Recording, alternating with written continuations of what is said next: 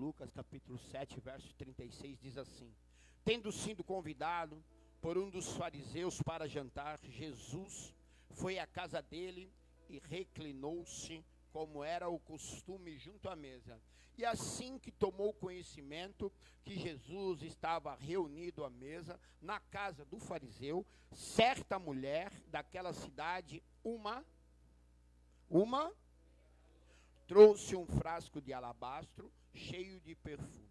E posicionando-se atrás de Jesus, prostou-se aos seus pés e começou a chorar. Suas lágrimas molharam os pés de Jesus, mas ela em seguida os enxugou com os próprios cabelos, beijou-os e ungiu com perfume. Diante de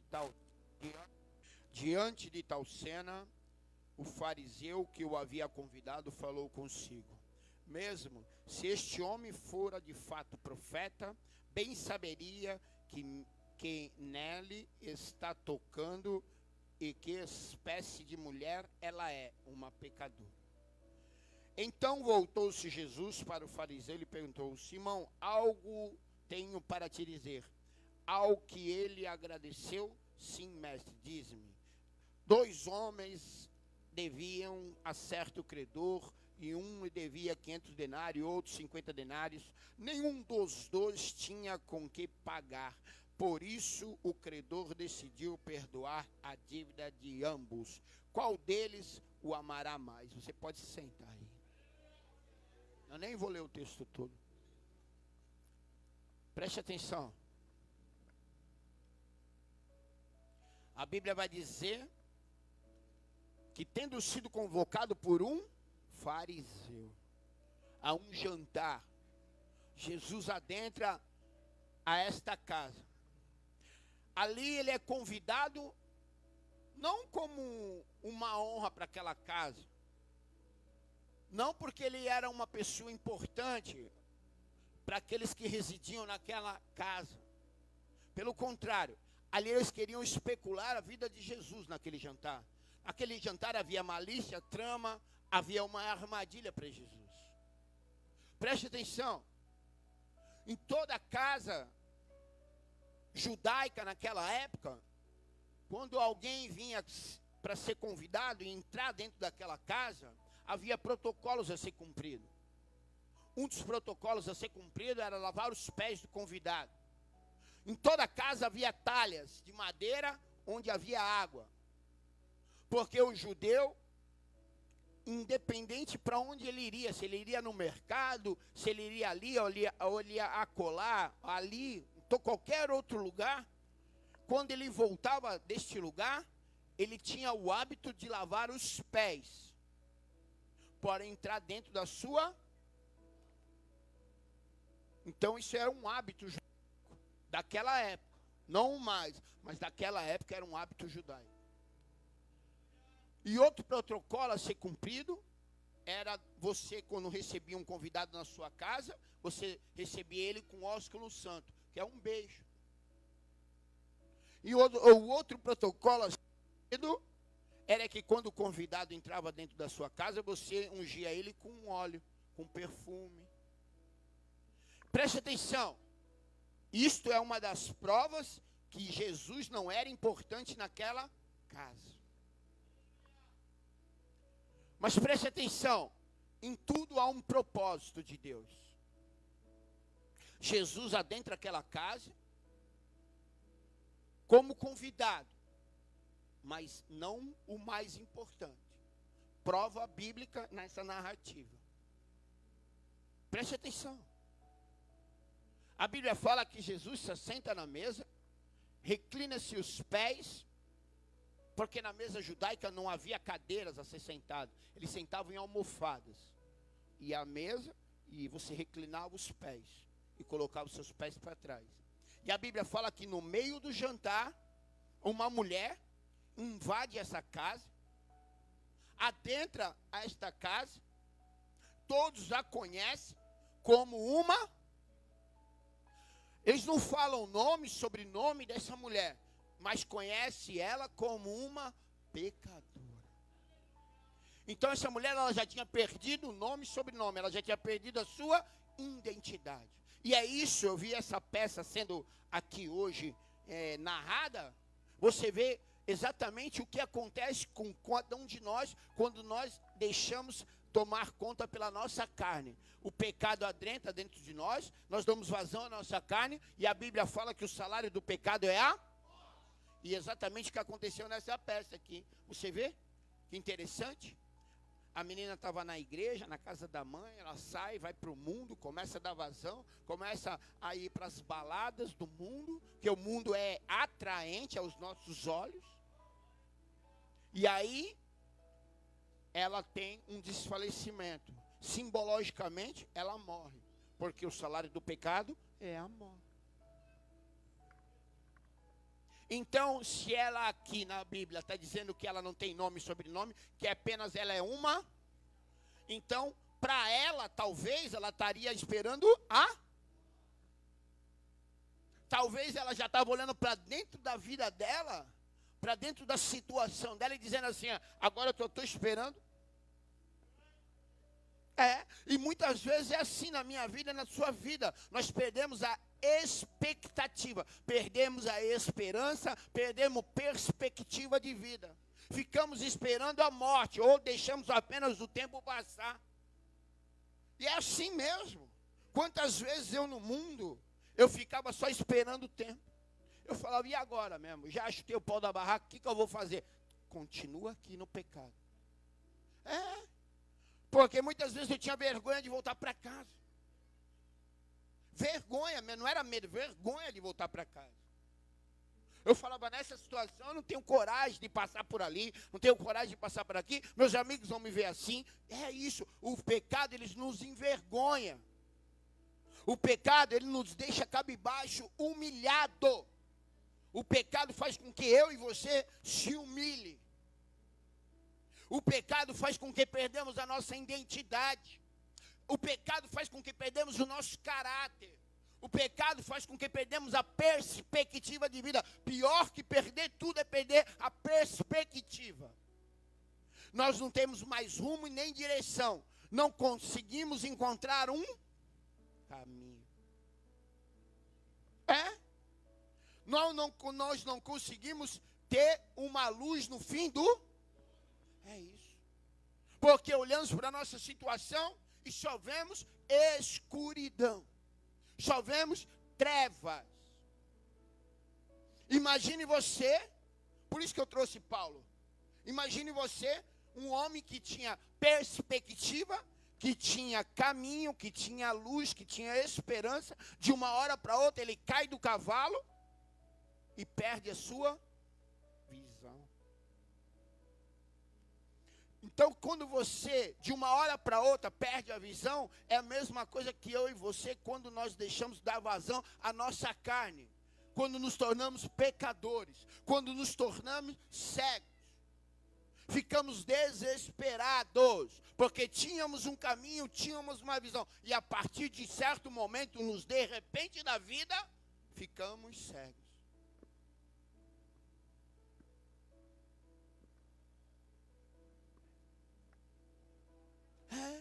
É assim o pecado. Quantas vezes na minha vida, você vai entender agora o que eu estou dizendo.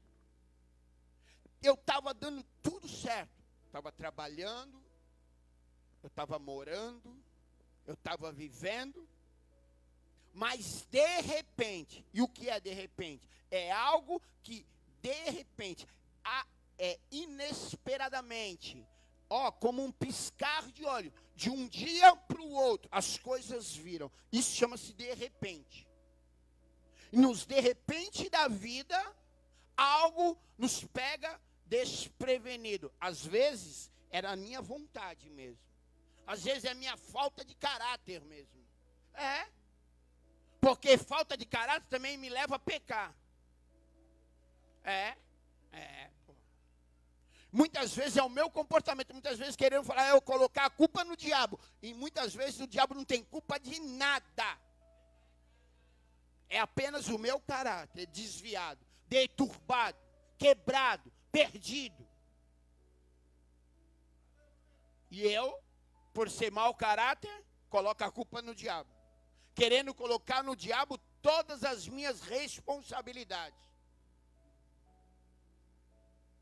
E dizendo, o diabo me atentou. E muitas vezes o coitado com isso. É verdade. Como é tudo nas costas dele mesmo, ele tem as costas largas, eu coloco tudo nas costas dele, na conta dele. Tudo é o diabo. É verdade. E nem tudo é o diabo. Muitas vezes o que me leva a pecar, muitas vezes o que me leva a fazer algo errado, é a minha própria vontade, é o meu próprio querer. É o meu caráter perturbado. Então essa mulher, ela tinha perdido tudo. Ela só tinha um nome agora, um apelido, uma pecadora. Era assim que todo o povo daquela região a conhecia. Porque os fariseus a conheciam como uma.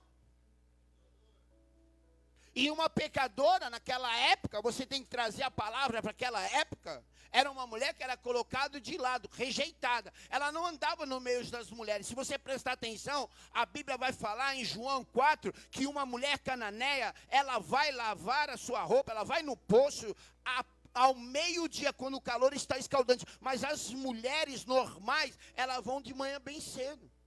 E quando Jesus vai encontrar aquela mulher no poço, ela está sozinha. Porque ela era uma mulher. Então uma mulher sozinha, ela não tinha amiga. Uma mulher pecadora, ela não tinha colega. Uma mulher pecadora, ela era uma mulher pecadora. Ela tinha que carregar este nome e o cargo que esse nome levava nas costas. Então imagine ela sem poder ter uma amiga. Imagine essa mulher muito tempo sozinha. Imagina essa mulher olhando para dentro dela e falar assim, por causa do meu caráter, por causa dos meus erros, se culpando, se condenando. Quantas vezes é assim, eu e você? Nós nos culpamos, nos condenamos muitas vezes. Porque olhamos para dentro de nós e falamos assim, já perdi tudo. Perdi minha família, perdi meu casamento, perdi meus filhos, perdi os meus amigos por causa do meu pecado.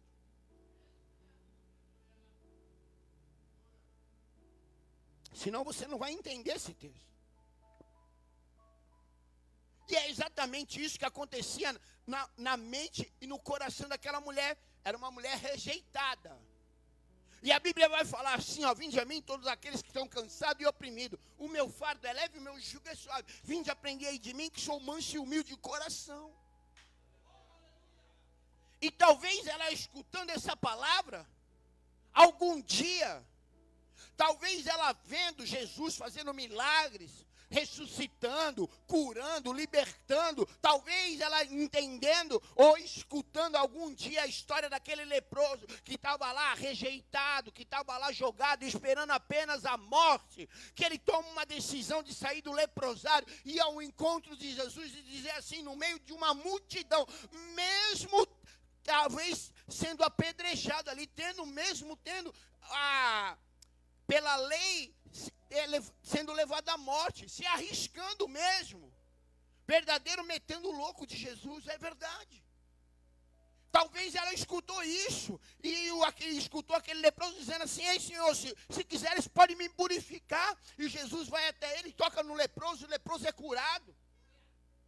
Talvez ela escutou a história do cego de Jericó, aquele menino chamado Bartimeu, que perde a visão, que perde família, que mata os seus pais, e fica à beira do caminho pedindo esmola, mas um dia ele toma a decisão de jogar a capa de lado, de sair da beira do caminho e agora entrar no caminho. E ele começa a clamar, e no meio de uma multidão, ele toma a decisão de clamar mais alto, mesmo uma multidão falando para ele calar a boca. E quantas vezes é assim na minha vida e na tua vida, quando você toma coragem, quando você toma a decisão, tem sempre alguém para te colocar para baixo.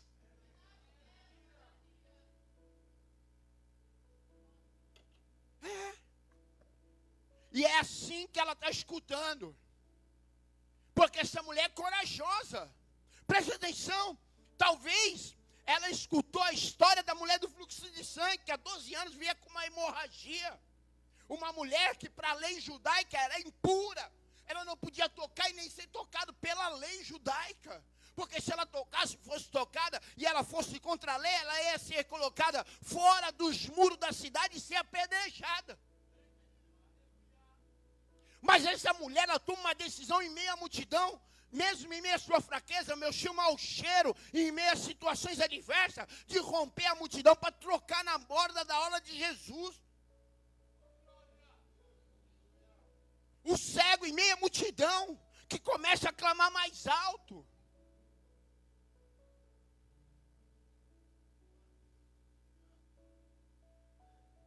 São pessoas que eu estou contando e relatando para você, que estavam no meio de uma multidão, que saíram do meio de uma multidão em situações adversas, que não tiveram medo, mas tomaram uma decisão de se arriscar por Jesus, acreditando que ele era o Filho de Deus verdadeiramente, que acreditando na palavra que ele veio para buscar aquilo que estava perdido, acreditando que ele podia salvar, curar e libertar, tomando uma atitude de fé, uma atitude de coragem. E quantas vezes em meio à nossa situação nós ficamos paralisados. Mas está aqui essas lições bíblicas, essas narrativas bíblicas, para ensinar eu e você que em nossas adversidades, em nossos medos, em nossas fraquezas, nós temos um Deus que olha por mim e por você, que Ele não veio para te julgar, Ele não veio para te apontar, mas Ele veio como teu advogado.